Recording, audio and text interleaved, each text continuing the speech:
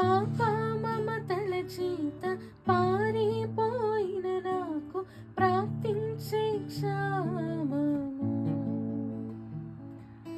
పశ్చాత్తాపము నుండి తండ్రి క్షమ కోరుచు పంపుము క్షేమము.